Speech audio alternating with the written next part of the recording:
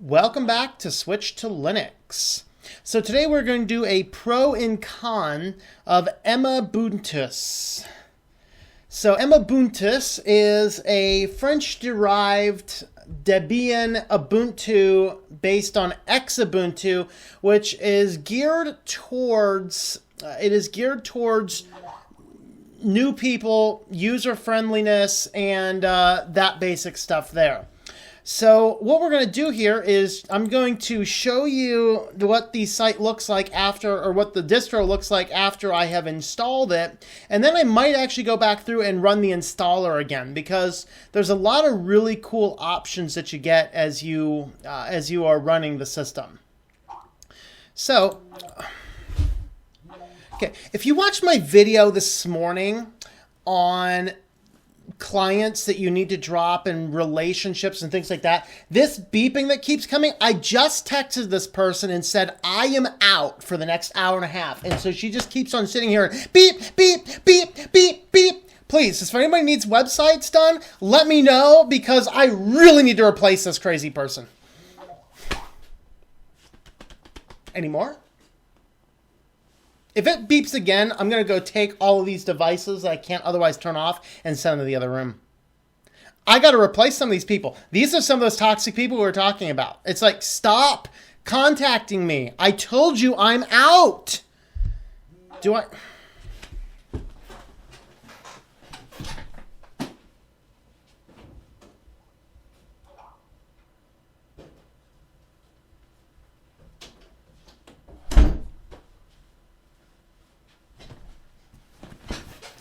I'm not even going to edit that out of the video. This is classic. Also, if you'd like to help me get away from my crazy clients, you can support me on Patreon. There's my Patreon link there.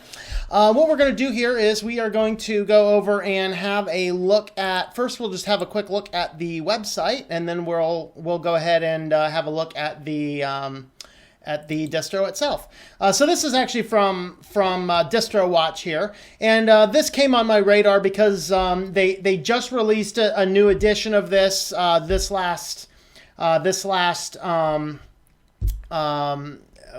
I think the 15th is when they released it, and then I was flipping through the distros. Which one of these do I want to have a look at today? And what caught me is this one is, it is a desktop Linux distribution based on XUbuntu, strives to be beginner-friendly and reasonably light on resources so it can be used on older computers. It includes many modern features such as a large number of pre-configured programs for everyday use, a dock bar, launching applications, easy installation of non-free software, and media codecs. So I wanted to have a look at this here. If you go over to their main site, then it takes it right to SourceForge. The other thing is that if you go onto the forum, then it is in French. So as far as if you need help on the distro, I hope that you speak French there. Of course, if I run this on Chrome or something, I might be able to hit the option to translate it for me. But nevertheless, the site itself, the help documents, all this kind of stuff is in French. There are several different language packs available, so it is a good distro no matter what. It's just if you need some help, be prepared to fight the language barrier there. All right, so with that, what we're going to do is I'm going to jump right on into the distro, and I got to say that this distro. Oh, hold on, I did something goofy there, and I gotta go back and fix this. There we are. When you change from full screen to not full screen, then it will actually change your change where your package is coming from, etc. So I just had to go and do a quick adjustment, and then for all you OCD folks who'd like me to balance that, there you go. All right, so now what we're going to do is just have a quick look. So you can see here, this is based on XUbuntu. It is very lightweight. It runs somewhere to the effect of 400 megabytes, I think. We have HTOP is installed. Okay, that person is still pinging me. I got I don't know how many messages, but I can still hear the thing in the other room. Fortunately, I've taken it out of the scope of the microphone, but they're still sending me messages and messages and messages and messages. They're driving me mad.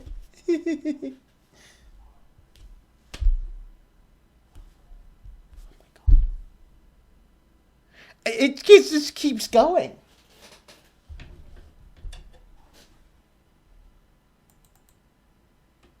$28 of them. I've gotten 28 messages. Oh my God. Oh, Lord. Quit.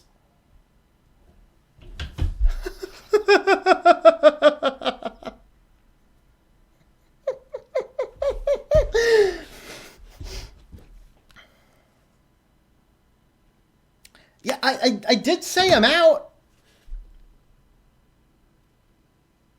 Perfect example of what I was talking about today. If you did not watch the Outdoor Philosophy today, go watch it. Fabulous, fabulous. All right, so here you can see I'm running HTOP right now. I want to do this before I got into anything else. You can see that we are running 225 megabytes of RAM, and the thing looks like this. This is absolutely awesome. It's running your dock program. Now, I'm not a huge fan of these. It kind of resembles the Mac to me. I'm not a huge fan of this desktop layout. But for all you people who say Linux just looks old, no, not at all. This thing's running 200 megabytes. This is absolutely amazing. This is classy. This is nice looking. It is running XFCE, and when you install it, you do have the option to run a more traditional lighter menu, or you can run the whisker menu. So I went with the whisker menu. I like this one better because I have the search function, and it gives me just a lot better organization here. So you can see that it is running. Now the downside, as far as your downsides, we already talked about the fact that the language packages, as far as the help and the support on the website, is actually that's still driving me crazy. I'm gonna have to go move those to the other part of the house. Excuse me.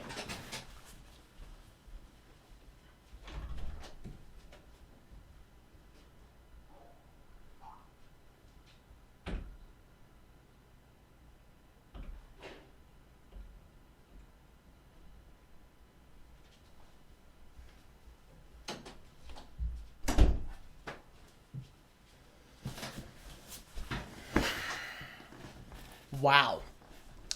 All right. I've already talked about the fact that they have the language, the help support forum is all in French. That's fine.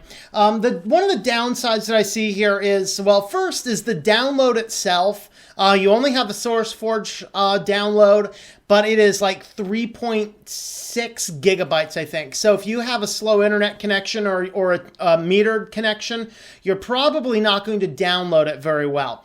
And I think that the challenge is that while I like a distro to have a lot of options, there seems to be an excessive amount of packages in here.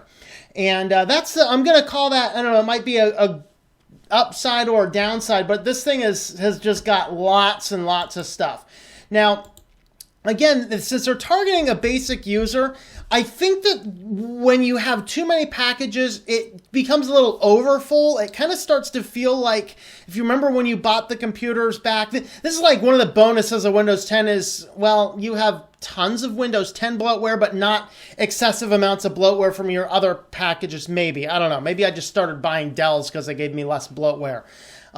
But you got to that point where you have way too much excessive bloatware on the computer that it would take you, like when I used to install my computers, I would spend the first 3 hours just uninstalling all the crap that I didn't need. And that's one of the things that you need to do in good computing is to uninstall the crap you don't actually need. And that's kind of what I feel like here. If I look at this thing is full, but just having a look, here's your settings. We have our settings manager. This is all pretty basic for XFCE, so we're not going to say a whole lot more about this. You know, your workspaces, your windows, your panels, etc. Under your accessories, then again, we have a lot of useful tools. Caffeine is installed by default. Raise your hand if you know what caffeine is. I install it on most of my computers. This is the first time I've ever seen it pre-installed. It will prevent the screen from going to sleep. I think it's kind of a niche program. I'm not sure why you'd include that. And I don't think anybody else would really be looking for that function.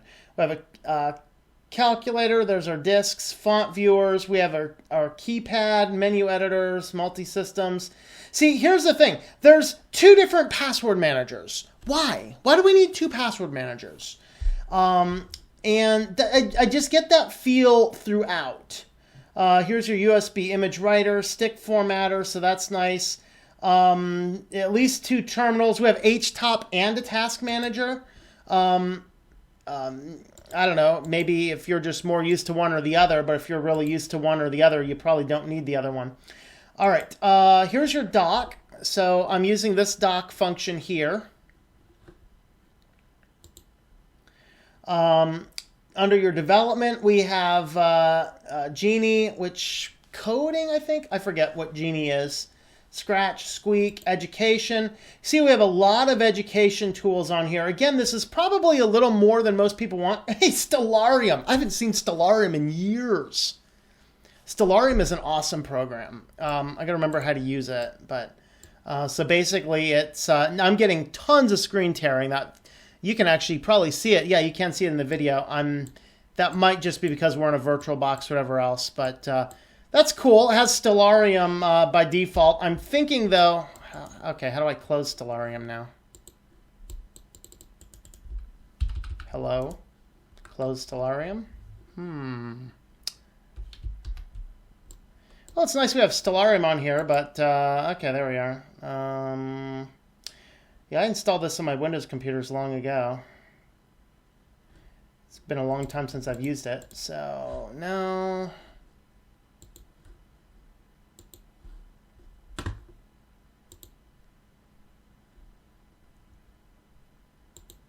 There you go. Again, Stellarium is kind of like a major niche program. Like, I can't imagine why you need that installed by default. So it seems as though they took the distro and they said, we wanted to have a user-friendly, so we're going to pile it full of everything out there. And I think that it might just be a little too much, in my opinion. Here's just tons of games.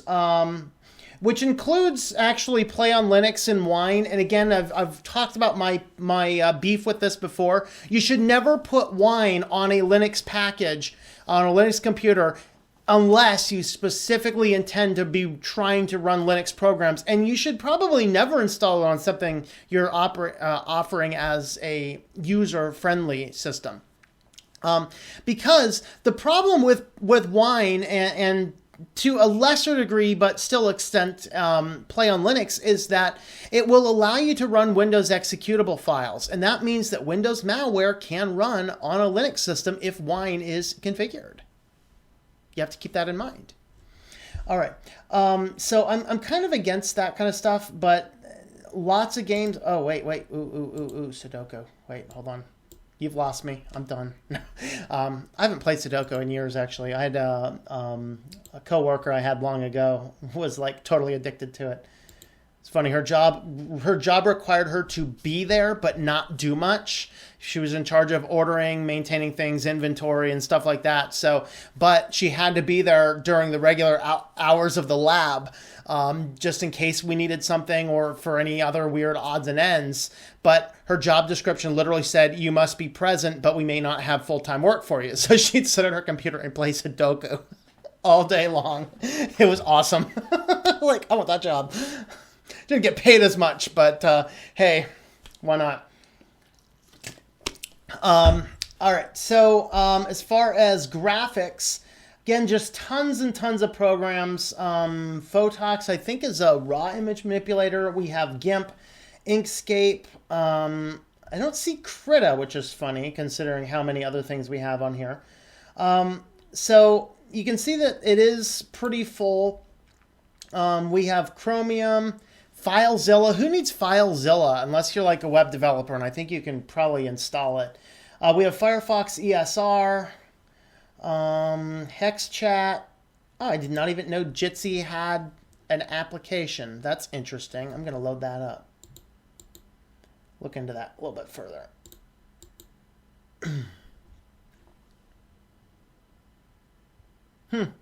Okay. Interesting. I'll have to look into that a little bit further. It's one of the things I like doing about these distro reviews. It sometimes shows me applications I had no idea existed. 2 different torrent applications. Why? Thunderbird. Let's see. Ooh, Wi-Fi radar. Let's see what the Wi-Fi radar comes up with.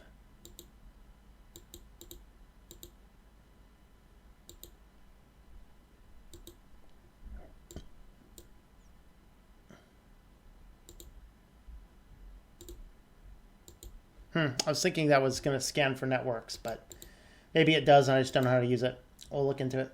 Okay, there's Empathy, Pigeon. So there's a couple of different IM programs. Of course, Skype. This was an optional program. You didn't have to install Skype, but I wanted to install it. And now, of course, it added it to my auto startup program, so I'd have to go back through and get that turned off of the auto startup. Okay, multimedia. Again, we just have tons and tons and tons of redundant programs in here. And I think that, again, it's just, well, I like that you have the ability to have all this. To say it's a user-friendly distro and having this many things is a little excessive. Here's your Office. Okay, so 2 email programs, Thunderbird and Evolution.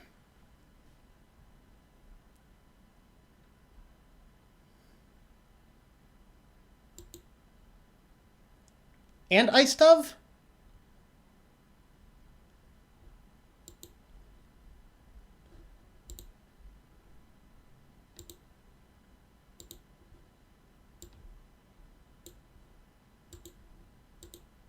I'm going to see if this is 2 separate programs or if this is... Oh, something crashed. Yeah, it has iStuff and it has Thunderbird. So this is Thunderbird. Okay, well, I don't know. Maybe it's... I don't know. That's goofy.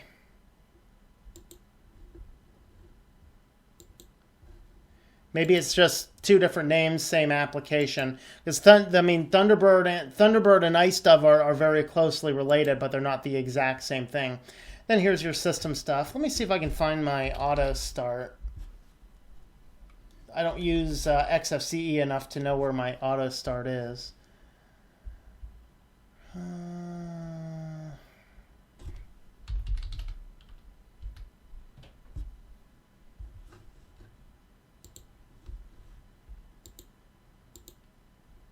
Okay, so here's what's actually starting up when you load this guy up.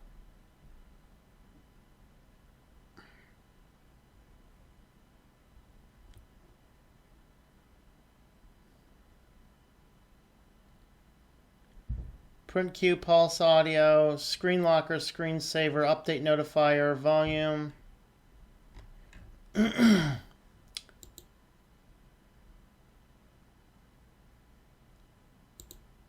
See, Skype started up, but I'm not seeing it in the list there. I'm wondering if that's got added somewhere else. I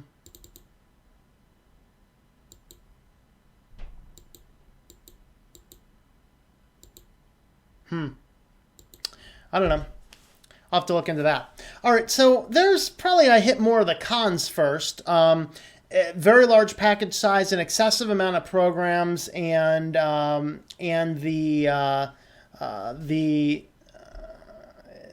kind of a little confusing in the with how they have some of the programs labeled. So what's good about it right away? First, I gotta say the installer was very nice. Basic graphical Debian installer, but it had a lot of good questions to help you out. It had the ability to put like all programs on the dock or the most common programs on the dock or just not do anything with the dock. The look of this thing is just absolutely amazing. It's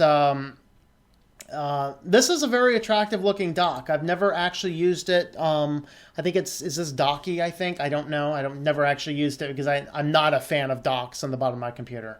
But if I wanted to run a dock, this is awesome looking. I love the look. I love the icons. I love how modern it is, and it's very fast. It's very smooth. It's running on 200 megabytes on the system here. So there's the task manager. Not sure why that's still running. So that's kind of what that looks like. Also, of course, we have the ability to expand that out. We do have the ability to use the icons right off the folder there. We have a full menu. Let's see. So we can create new windows. We can create new files, things like that. All right, so what we're going to do now is I'm going to go ahead and shut this guy down. And then what we're going to do is I'm going to run the installer again so you can see how the installer works.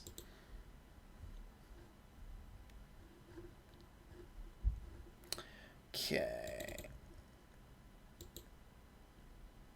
I just need to go recapture it. There we go. All right, so here you can pick your language. This was the neat part. So I can go whichever way that I would like. I can pick English, French, Spanish, Italian, Dutch, Portuguese. Of course, I'm going to hit the English, and then now I can try it or I can install it. I have the option to install it in text mode or graphic mode. So we hit graphic mode there, and here it just goes into the various options. So pick your language. Once again, here is your location. And then now it's just doing a quick check. And it doesn't take too long to actually install everything.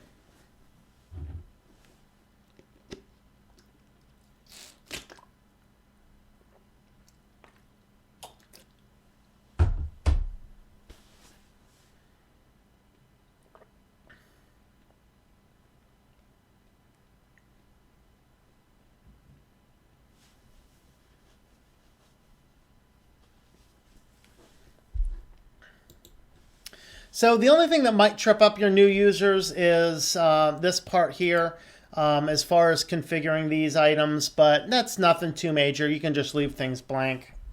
I'm going to use my super insecure password there. It's not 1234 though.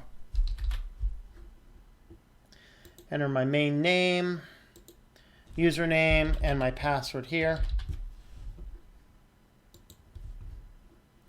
Now we can pick, since we've already selected United States, it doesn't give us every single time zone. It just gives us the ones that are relevant. So we'll pick my relevant one. Now it's detecting the disks. And then we're going to have a couple more options. So guided using the entire disk. Pick the disk you want. So here we have the option to separate the partitions out or all in one partition, which we're going to do there.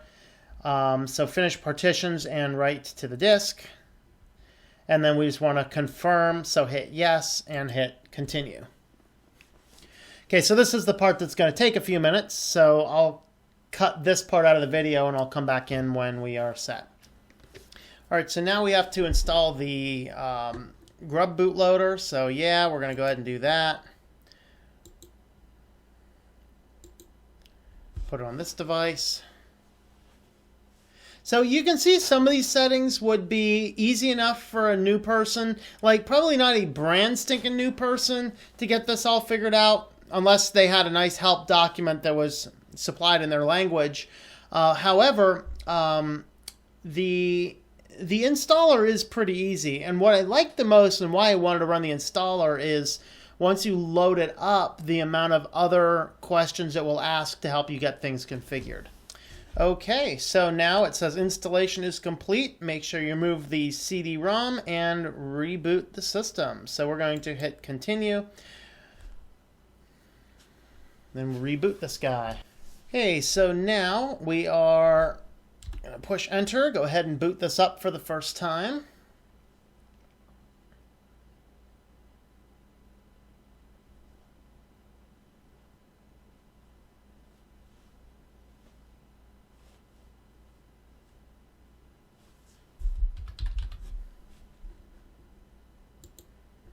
Enter in your password.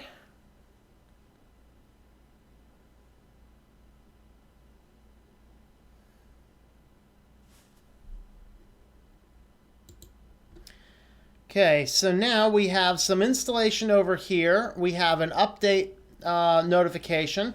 So here, do we want to start G-speech, text-to-speech when you start your computer? The answer is no on that. So here we can choose the type of menu that I want, either the classic menu or the whisker menu.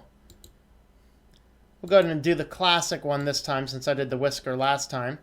So now you want to pick the images you want to install, the wallpapers. So we'll pick those ones there, and then enable automatic login. So sure, let's go ahead and automatic login. Do you want to activate the dock? So sure, let's activate the dock.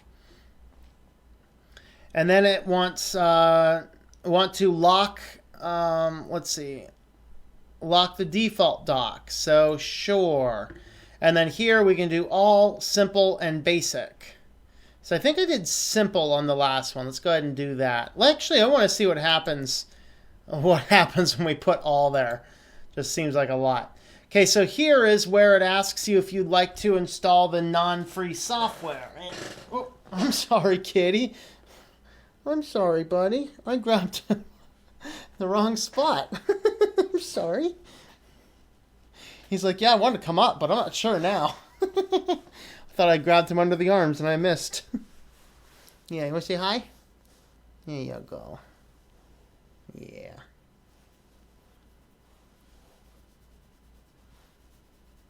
All right. So now it asks us if we'd like to install the non-free software. So we can choose that. And then here we can install specifically which non-free software that we would like. So you can choose the things that you would like and leave off the things that you do not want. Let's go ahead and use that and that. So you have to enter your password.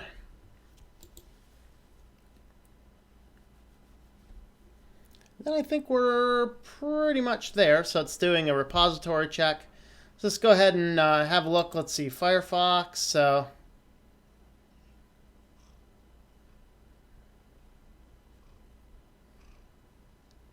you see tons and tons of applications.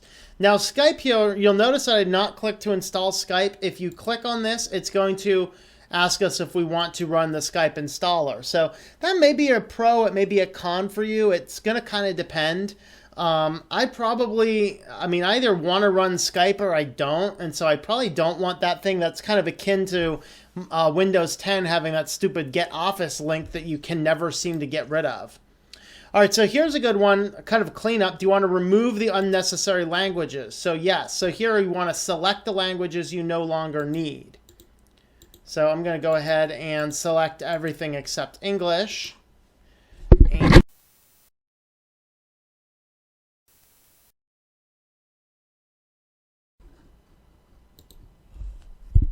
there we are.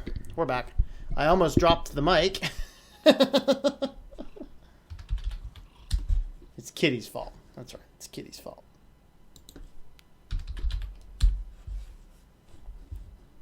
So now it's removing the languages, and I can come up here and click the update at the same time.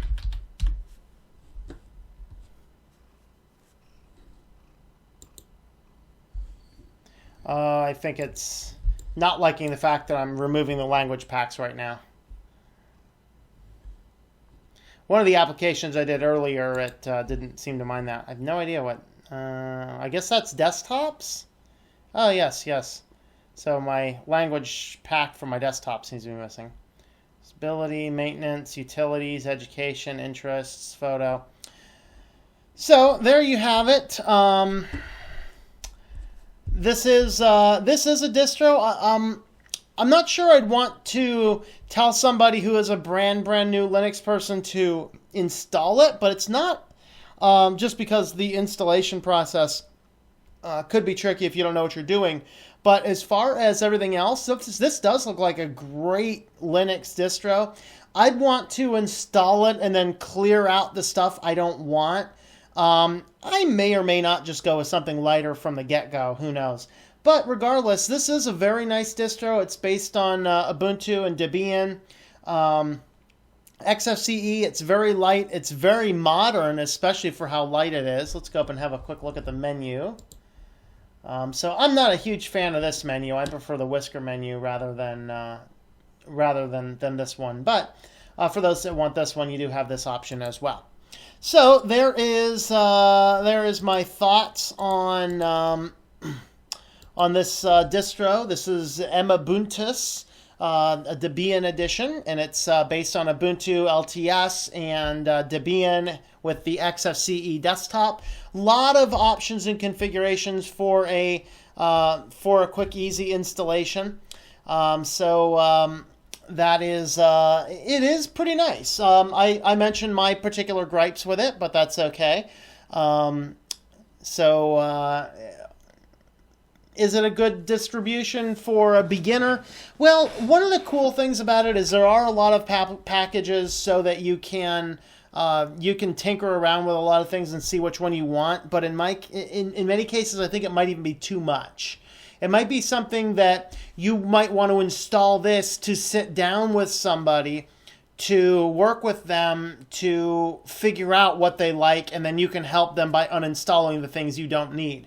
But if you do want something with a dock that is very nice and classy, this is probably a good option there. All right, so thanks for watching. Again, if you like this video, you can subscribe. You can help support the channel at Amazon. There's a link below. You can also help support the channel on Patreon. Also a link below, or you can go to patreon.com/TomM is where you will find me. And I hope that you enjoy switching to Linux.